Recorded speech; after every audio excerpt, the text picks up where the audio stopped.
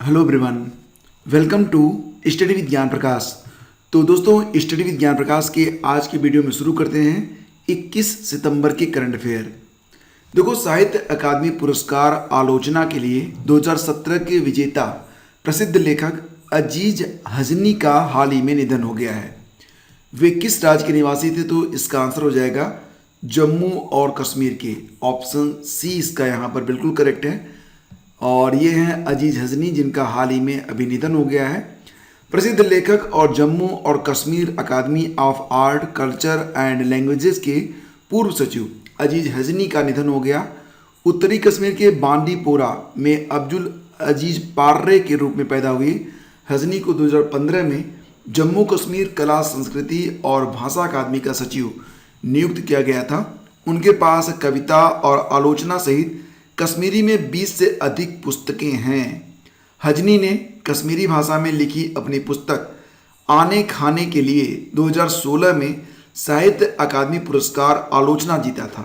उन्होंने अब्दुल समद के उर्दू उपन्यास 2 गज जमीन के कश्मीरी अनुवाद जा गज जमीन के लिए 2013 में साहित्य अकादमी का अनुवाद पुरस्कार भी जीता था। अब देखो, बात यहाँ पर हो रही है साहित्य अकादमी के बारे में। तो अभी हाल ही में आपको याद होगा, राजस्थानी भाषा, नेपाली भाषा और मलयालम के साथ साथ उड़िया भाषा में भी जो साहित्य अकादमी पुरस्कार 2020 थे ये प्रदान किए गए। अच्छा, आपको याद है कि राजस्थानी भाषा में जो साहित्य अकादमी पुरस्कार है किसको दिया गया था? ये दिया गया था शंकर सिंह सामौर को। क्या नाम था इनका? भंवर सिंह सामौर। और इनकी जो रचना है उसका नाम क्या था? संस्कृति री सनातन डीठ। और नेपाली भाषा में यह पुरस्कार दिया गया था साहित्य अकादमी पुरस्कार 2020। ये दिया गया शंकर देव ढकाल को। इनकी जो रचना है शंकर देव ढकाल, और इनकी जो रचना है उसका नाम क्या है? किरायको कोख। क्या नाम है? किरायको कोख। और मलयालम के बारे में बात करें तो ओमचेरी एन पिल्लई को दिया गया साहित्य अकादमी पुरस्कार 2020। और अच्छा, ये बताओ कि उड़िया भाषा में किसको दिया गया था? यशोधरा मिश्रा को। इनकी रचना का नाम क्या है? समुद्रकुल घर। अब यहाँ पर ये बताओ कि हिंदी के लिए जो साहित्य अकादमी पुरस्कार था 2020, ये किसको दिया गया? तो ये दिया गया था अनामिका को। और इनकी रचना का नाम क्या है? टोकरी में दिगंत थेरी गाथा। अंग्रेजी के लिए दिया गया था किसको? अरुंधति सुब्रमण्यम को। अच्छा, ये जो साहित्य अकादमी पुरस्कार होता है इसमें इनाम की राशि कितनी होती है? 1 लाख होती है। और 2020 का जो साहित्य का नोबेल पुरस्कार था, अगर प्रश्न आ गया कि 2020 में साहित्य का जो नोबेल पुरस्कार है ये किसको मिला? ये मिला था लुइस ग्लूको को, जो कि अमेरिका की कवयित्री हैं। आगे बढ़ते हैं। और वन ग्राम पंचायत 1 डीजी पे। अब यहाँ पर वन का मतलब फॉरेस्ट नहीं है, वन का मतलब वन ही है, एक। तो 1 ग्राम पंचायत 1 डीजी पे सखी का शुभारंभ किस राज्य में किया गया है? तो एक्चुअली में ये जो सेवा है ये बैंकिंग से संबंधित है। 1 ग्राम पंचायत में 1 डीजी पे सखी की नियुक्ति की जाएगी। कहाँ पर? जम्मू और कश्मीर में। जम्मू और कश्मीर के जो उपराज्यपाल हैं उनका नाम क्या है मनोज सिन्हा। आपको याद होगा। और जम्मू कश्मीर के उपराज्यपाल मनोज सिन्हा ने केंद्र शासित प्रदेश के दूर दराज के इलाकों में door to door digital banking और वित्तीय सेवाओं को बढ़ावा देने के लिए एक महत्वपूर्ण कदम उठाया है। उत्तर प्रदेश में ये जो सर्विस है ये बैंकिंग सखी के नाम से जानी जाती है। और इस योजना में शामिल होने वाली प्रत्येक महिला को 6 महीने के लिए 4,000 रुपये प्रति माह वेतन दिया जाएगा। इस योजना में महिलाओं को एक तरह से नौकरी दी जाएगी और हर महीने जो वेतन होगा 4,000 रुपये वो भी दिया जाएगा। इतना ही नहीं, इसके साथ ही इन महिलाओं को डिजिटल डिवाइस खरीदने के लिए 50,000 रुपये तक की अलग से धनराशि भी दी जाएगी। तो ये योजना कहाँ पर शुरू हुई है? 1 ग्राम पंचायत 1 डीजी पे सखी योजना, ये जम्मू कश्मीर में स्टार्ट की गई है। यूपी में यह योजना बैंकिंग सखी के नाम से जानी जाती है। अन्य प्रदेशों में भी इससे मिलती जुलती जो सेवाएँ हैं वो उपलब्ध करवाई जा रही हैं। किस हवाई अड्डे को हाल ही में सीमा शुल्क और अधिसूचित हवाई अड्डा घोषित किया गया है? अब यहाँ पर आपसे मैं एक प्रश्न करूंगा कि उत्तर प्रदेश में कितने इंटरनेशनल एयरपोर्ट हैं? उत्तर मैं आगे आपको दे रहा हूँ, अभी आप गेस करिए और नीचे कमेंट करिए। किस हवाई अड्डे को हाल ही में सीमा शुल्क और अधिसूचित हवाई अड्डा घोषित किया गया है? तो ये है कुशीनगर एयरपोर्ट। विकल्प सी इसका बिल्कुल करेक्ट है। और कुशीनगर एयरपोर्ट के बारे में अगर फ्रेंड्स बात करें तो यहाँ पर केंद्रीय अप्रत्यक्ष कर और सीमा शुल्क बोर्ड ने कुशीनगर हवाई अड्डे को सीमा शुल्क अधिसूचित हवाई अड्डा घोषित कर दिया है। इससे बौद्ध तीर्थयात्रियों सहित अंतर्राष्ट्रीय यात्रियों की आवाजाही में भी आसानी होगी। यह जानकारी वित्त मंत्रालय के द्वारा एक ट्वीट के माध्यम से दी गई थी। और फ्रेंड्स, उत्तर प्रदेश में कुल अंतर्राष्ट्रीय एयरपोर्ट कितने हैं? तो जल्दी 5 हो जाएंगे। अभी तो जो ऑपरेशनल है वो कौन कौन से हैं? लखनऊ है, वाराणसी है और कुशीनगर भी है, लेकिन नोएडा और अयोध्या वाले भी स्टार्ट होने वाले हैं। तो नोएडा और अयोध्या को अगर आप जोड़ लें तो उत्तर प्रदेश में कुल 5 इंटरनेशनल एयरपोर्ट होंगे और ये भारत में किसी भी अन्य राज्य की अपेक्षा सर्वाधिक है। आगे बढ़ते हैं फ्रेंड्स। आपकी परीक्षाओं के लिए आपके नोट्स बहुत इंपॉर्टेंट होते हैं। अगर नोट्स आपने नहीं बनाया है तो आप अलग अलग जो बुक्स पब्लिश होती हैं उसकी भी सहायता ले सकते हैं। करंट अफेयर के लिए आप हमारे जो मंथली PDF हैं उसको भी आप परचेज कर सकते हैं। विगत जो परीक्षाएं हुई हैं उसमें से सारे के सारे प्रश्न इस PDF से मिले हैं और जो लोग इस PDF को परचेज किए हैं आप उनसे कमेंट करके पूछ भी सकते हैं। वो आपको आश्वस्त करेंगे कि ये जो PDF है ये आपके लिए बड़ी काम की है।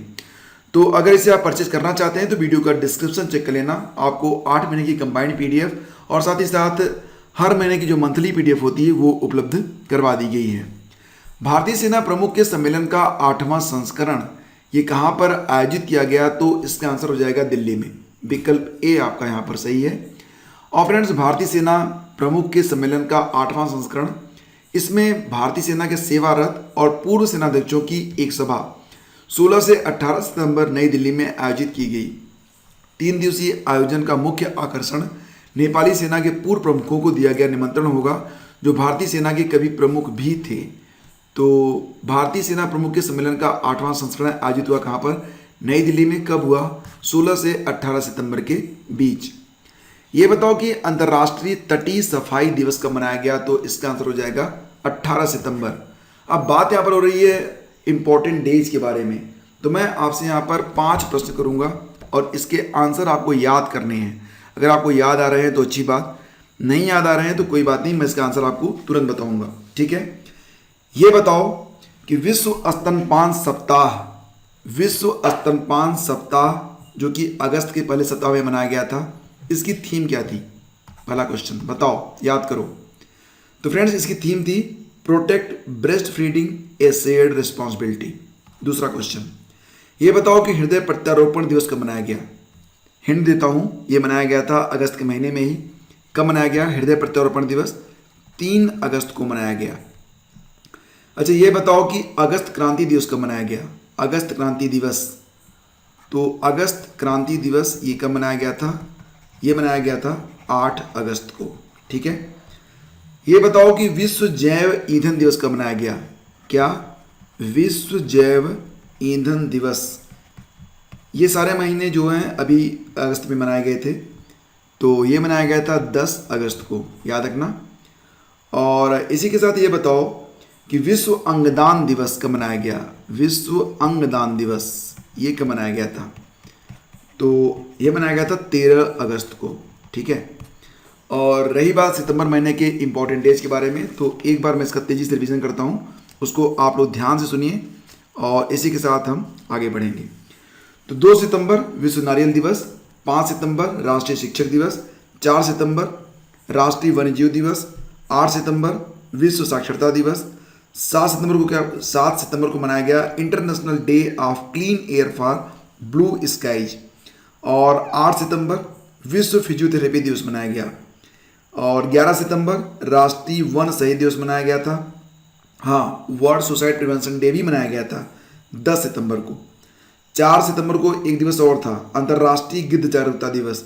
देखो, ये सितंबर के पहले शनिवार को मनाया जाता है अंतर्राष्ट्रीय गिद्ध जागरूकता दिवस। और इसी के साथ 9 सितंबर आता है, उत्तराखंड में हिमालय दिवस मनाया गया था। अच्छा, इंजीनियर्स डे कब मनाया गया था? इंजीनियर्स डे ये होता था 15 सितंबर को, और उसी दिन मनाया गया था इंटरनेशनल डेमोक्रेसी डे। और इंटरनेशनल डेमोक्रेसी इंडेक्स में भारत इस स्थान पर है, तो इंडेक्स में भारत का स्थान 53वां है। ठीक है, अच्छा, ये बताओ कि PM मोदी का जो जन्मदिन आता है 17 सितंबर को, उसको किस दिवस के रूप में मनाया जाता है? तो याद रखना, सेवा दिवस के रूप में। ठीक है, और 18 सितंबर को दो महत्वपूर्ण दिवस, एक तो आपका हो गया अंतर्राष्ट्रीय तटीय सफाई दिवस, और दूसरा कौन सा है? 18 सितंबर को जो दूसरा दिवस मनाया जाता है वो होता है विश्व जल निगरानी दिवस। ठीक है, तो आगे बढ़ते हैं और आपको ये बता दें फ्रेंड्स कि ये जो अंतर्राष्ट्रीय तटीय सफाई दिवस मनाया गया अभी हाल ही में 18 सितंबर को, ये सितंबर के तीसरे शनिवार को मनाया जाता है, ये आपको याद रखना है। पहली बार इसे 1986 में मनाया गया था। अब यहाँ पर एक बात ध्यान देना कि जो पहला शनिवार होता है, सितंबर महीने का जो पहला शनिवार होता है वो आया था 4 सितंबर को। तो 4 सितंबर को मनाया गया था अंतर्राष्ट्रीय गिद्ध जागरूकता दिवस मनाया गया था। ठीक है, और तीसरा शनिवार होता है क्या? अंतर्राष्ट्रीय तटीय सफाई दिवस। ठीक है, और पहली बार इसे 1986 में मनाया गया था। इसका उद्देश्य होता है दुनिया के समुद्री तटों की स्वच्छता की और लोगों का ध्यान आकर्षण करना। थीम रखी गई है कचरा कचरा पेटी में ही डालें, समुद्र में नहीं। Keep trash in bin and not in ocean. राष्ट्रीय लघु उद्योग निगम लिमिटेड के अध्यक्ष और प्रबंध निदेशक के रूप में किसे चुना गया है? तो इनका नाम है अलका नांगिया। क्या नाम है? अलका नांगिया। तो अलका नांगिया अरोड़ा को राष्ट्रीय लघु उद्योग निगम लिमिटेड के अध्यक्ष सह प्रबंध निदेशक, चेयरमैन कम मैनेजिंग डायरेक्टर्स यानी कि सीएमडी के रूप में नियुक्त किया गया है। उन्होंने 14 सितंबर 2021 को पद का अतिरिक्त प्रभार संभाला है। वह सूक्ष्म लघु और मध्यम उद्यम मंत्रालय में संयुक्त सचिव हैं। राष्ट्रीय लघु उद्योग निगम लिमिटेड NSIC 1955 में स्थापित एक मिनी रत्न कंपनी है। अब यहाँ पर 2 पॉइंट आपको याद रखने हैं। क्या? देखो, अमित सक्सेना को अभी हाल ही में RBI इनोवेशन हब का चीफ टेक्नोलॉजी ऑफिसर यानी कि CTO बनाया गया। वहीं पर रानिंदर सिंह इन्हें अध्यक्ष बनाया गया है। किसका? National rifle association of India का। भारत के 61वें software technology park of India यानी कि STPI को कहाँ पर स्थापित किया गया है? तो इसका आंसर हो जाएगा कोहिमा में। नागालैंड की राजधानी है कोहिमा, आप जानते होंगे। तो कोहिमा में नागालैंड के पहले और भारत के 61वें software technology park of India का उद्घाटन किया गया है। नागालैंड के मुख्यमंत्री हैं नेफ्यू रियू और राज्यपाल कौन है? RN रवि, अभी हाल ही में बनाए गए। विश्व जल निगरानी दिवस वर्ल्ड वाटर मॉनिटरिंग डे ये कब मनाया जाता है? तो ये मनाया जाता है प्रतिवर्ष 18 सितंबर को। ऑप्शन डी इसका बिल्कुल करेक्ट है। 2003 से हर साल 18 सितंबर को यह दिवस मनाया जाता है ताकि दुनिया भर में जल निगरानी और जल संसाधनों की सुरक्षा में जन जागरूकता और भागीदारी बढ़ाई जा सके। और विश्व जल दिवस 2021 की थीम क्या रही थी? ये पानी का महत्व, वैल्यूइंग वाटर। ठीक है, और कौन सा देश SCO का नया 9वां सदस्य बना है? जैसा कि आप जानते हैं SCO में कुल 8 देश हैं। 9वां सदस्य बन गया है यहाँ पर ईरान। विकल्प ए इसका बिल्कुल करेक्ट है। तो SCO में इसमें 8 पूर्ण सदस्य हैं। कौन कौन से हैं? चीन, रूस, तजाकिस्तान, कजाकिस्तान, किर्गिस्तान और उज्बेकिस्तान इसके जो है संस्थापक सदस्य हैं। भारत और पाकिस्तान भी इसमें शामिल हो गए हैं। तो कुल मिला के 8 देश ये हो गए। और बेलारूस और मंगोलिया SCO में पर्यवेक्षक के रूप में शामिल हैं। ईरान के संघाई सहयोग संगठन में पूर्ण सदस्य के रूप में शामिल होने पर इस गुट का अमेरिका विरोधी रुख और मुखर होने की संभावना है, क्योंकि आप जानते हैं चीन और अमेरिका में हमेशा ठनी रहती है और ईरान के संबंध भी अमेरिका से अच्छे नहीं हैं। साथ ही विश्लेषकों का अनुमान है कि SCO की पूर्ण सदस्यता से मध्य एशिया में ईरान का प्रभाव बढ़ेगा। अफगानिस्तान की घटनाओं को प्रभावित करने की उसकी क्षमता भी बढ़ने का अनुमान लगाया जा रहा है। तो फ्रेंड्स, ये थे आज यानी कि 21 सितंबर के करंट अफेयर। मिलते हैं आपसे अगले वीडियो में। आज्ञा दीजिए, नमस्कार, जय हिंद।